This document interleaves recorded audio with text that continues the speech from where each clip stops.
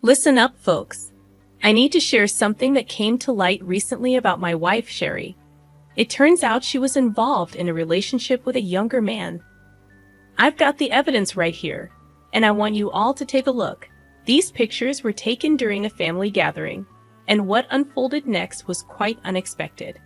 During our annual family get-together, my husband, Neil, abruptly stood up and declared to everyone that I was having an affair. He distributed the photos to 15 relatives, including in-laws. As everyone examined the pictures, confusion spread across their faces. Some questioned Neil, demanding an explanation. "What's this all about, Neil?" they asked. Sure, the photos showed Sherry with a young man in a suit, but it wasn't immediately clear what was going on. Neil persisted, pointing out that the suit was an expensive luxury brand, insinuating that Sherry had been secretly meeting with this well-dressed guy. To add fuel to the fire, he presented another photo featuring a different man than the one in the suit. My father-in-law and mother-in-law, standing together, were visibly shocked. My mother-in-law, in disbelief, questioned Sherry about the truth. Sherry admitted to meeting these two men without informing Neil, expressing regret for not being forthright. In response, Neil seemed disappointed but took pride in his perceived victory. He emphasized Sherry's admission, claiming, "Did you hear what she just said? She said she could never tell me. Of course, she can't tell me that she was a married woman seducing two young men." A heavy silence descended upon the room as Neil declared his separation from Sherry. The atmosphere grew cold, and tension filled the air. Amidst the solemnity, I couldn't help but burst into laughter. "What are you saying?" I exclaimed, unable to contain my disbelief. I felt a wave of sadness wash over me. I couldn't believe how foolish I had been. My words didn't just elicit a reaction from my husband. They resonated with all our relatives gathered there. It wasn't surprising that those suspected of cheating on my husband found my situation amusing. Their laughter seemed to pierce through the icy tension in the room, fueled by anger and disbelief. My father-in-law, however, broke the silence and addressed me sternly. "Sherry, what are you thinking, laughing in a situation like this? Such an attitude, while bowing down, is unforgivable." I felt compelled to apologize, but I couldn't deny the humor in the situation. "I'm sorry, sir, but it truly was amusing. I couldn't help it. I was merely conversing with these two men," I explained, rising to my feet, joined by my husband. Taking a deep breath, I continued, revealing the real reason for my secrecy. I couldn't tell Neil because I was investigating his affair with them. My revelation left the room in stunned silence once more, the atmosphere heavy with tension. I admitted to meeting these men, but I vehemently denied any infidelity on my part. It was time to address the situation head-on and end my relationship with Neil. But as soon as I made my decision known, my husband lunged at me, incredulous at my explanation. "You were investigating my affair. What kind of excuse is that? No one here would believe such a story. Come clean, admit you're cheating, and apologize to all of us." His accusations felt like a slap in the face, his disbelief palpable. But I refused to back down. It's not a ludicrous excuse. Who's kidding whom here? Lying about my fidelity? Anyone can see through that, I retorted, my resolve unwavering. My in-laws, bewildered by my newfound assertiveness, pressed for clarity. "Sherry, what did you mean about Neil's affair? I can't make sense of any of this. Please explain," they implored, seeking understanding in the midst of chaos. I took a moment to gather my thoughts before responding. "I'm just like him," I admitted, turning to address my stepfather and stepmother. "I was planning to discuss this with you both later when we have more time. I must apologize for the sudden twist in events. Allow me to clarify the situation step by step. The man in the suit I was meeting with happens to be a lawyer. I sought his advice regarding my husband's affair. As soon as I mentioned the word lawyer, my in-laws appeared even more perplexed. To shed light on the matter, I picked up one of the photos my husband had distributed and directed their attention to the lawyer's badge on his suit, though it was barely visible in the picture. Approximately 6 months ago, Neil underwent a noticeable transformation. He had never been particularly concerned about his appearance, but suddenly he began purchasing high-end products without informing me. Earlier, he remarked that the suit in question belonged to a very expensive luxury brand. It seemed that he had picked up this habit during his newfound attention to personal grooming. As I explained, my in-laws and relatives listened in silence, but my husband's face turned red with immediate denial. He questioned my accusations, asking what was wrong with being well-dressed. He assumed I was accusing him of infidelity solely based on his appearance, dismissing it as an improbable excuse. I clarified that his attire was not the sole reason for my suspicion. I had confronted the issue directly by speaking with the woman he was allegedly involved with. Astonishingly, her husband had approached me first, initiating the conversation. Turning to my in-laws, I pointed out the photo my husband had given to my father-in-law, revealing the other man in the suit as the spouse of Neil's supposed lover. Neil, still in disbelief, exclaimed, "Are you being serious? Is this some kind of coincidence? It's hard for me to believe." I couldn't believe it myself when Jimmy, a close friend of mine and the husband of the woman my husband was cheating with, sought my advice. It was a startling revelation. For the past 6 months, Jimmy suspected his wife of infidelity and confided in me about it. In collaboration with Jimmy, we decided to hire a private investigator to delve into the matter. Unexpectedly, Neil's name emerged during the investigation, along with evidence of Jimmy's wife's affair. She had already confessed to cheating on Jimmy. What astonished me further was the discovery that Neil had falsely claimed to be single, leaving Jimmy's wife shocked to learn of my existence. Regardless, the affair itself was unforgivable. Reflecting on the events, I retrieved an envelope from my bag containing crucial evidence. Distributing it to my in-laws and relatives, I revealed the truth. Neil had accused me of infidelity when in fact, he was the one engaged in an affair.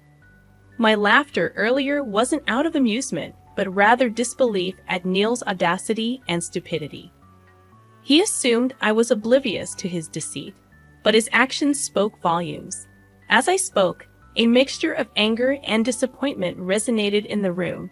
My in-laws and relatives grasped the gravity of the situation. Neil's behavior wasn't just deceitful, it was reprehensible.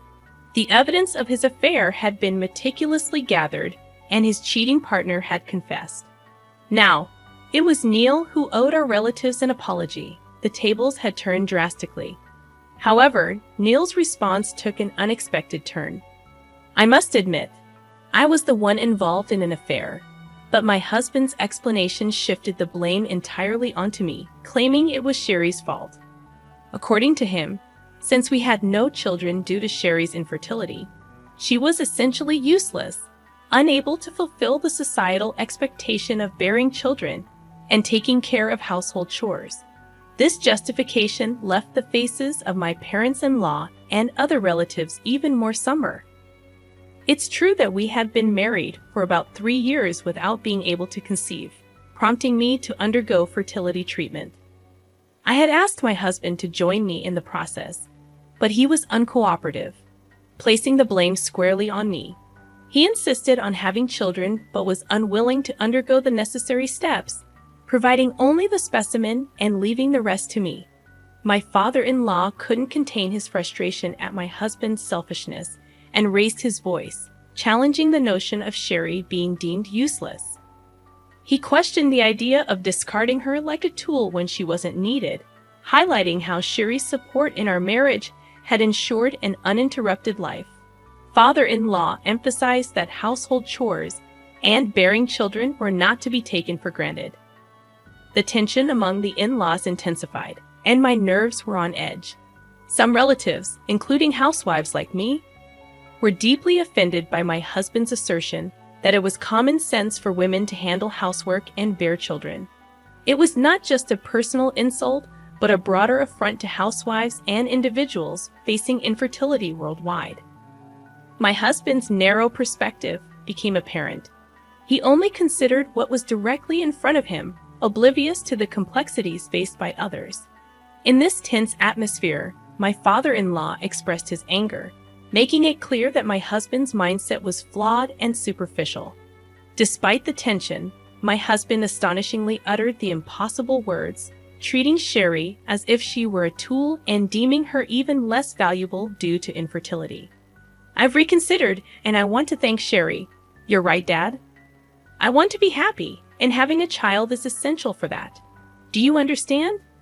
My father-in-law, veins almost bursting from his intense emotions, leaned in close to my husband, who is my mother-in-law, and had to step in to intervene. "Neil, I know you want a child, but cheating on Sherry and deceiving us was not the way to go about it. Why did you accuse her of cheating on you? Is it just to avoid paying alimony? Pretending she cheated allows you to get a divorce and receive alimony. That's why I did it. Well, even if I fail, I can always pay for it to resolve everything." My mother-in-law, almost losing herself, tried to confront him physically, but my father-in-law stopped her, urging her to calm down. He reasoned, "Beating up a guy like this only hurts you. He doesn't even deserve your punch, but he's our son, and we can't just keep quiet about it. You're older, Mom, you need to calm down." I thought that was a good way to go about it, but I can't help it. Sherry and I are getting a divorce soon, and I'm moving out of the house. Sherry, I'll pay you alimony too, so don't complain, okay? And don't come crying back to me about how much you miss me. Whatever, do what you want. You're the one who should better not come crying back to me after our divorce. I'm not going to cry for you, you idiot. Well, this will be the last time, so I'll just hear you say goodbye, Sherry. What do you have to say? All the relatives were already in a state of anger, beyond furious at him, who was swearing to the very end. In the midst of this, I smiled at him and gave him a few words. "You said you'd throw me away because I'm infertile. But that's a funny thing to say because I'm not infertile." "You are." "What? What'd you just say?" "I'm not infertile, and now you're throwing me away." "I don't care anymore, though.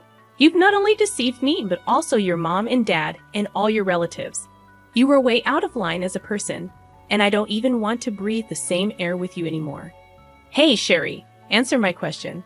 What did you just say? That I'm infertile?" My husband, who had been unbothered so far, was finally upset. "I'm not bluffing. It was you who was infertile, not me. When I asked for fertility treatment, you blamed me and were uncooperative. You just gave me the specimen and left the rest to me. And that's when I found out that you were infertile. Screw you. You're lying, aren't you? You're lying just to get me in trouble, aren't you? I don't believe you. I don't need your belief anymore. It doesn't matter now that I know the truth about you." My husband desperately interrogated me. My in-laws and other relatives were unaware of his infertility, and it must have been surprising for them.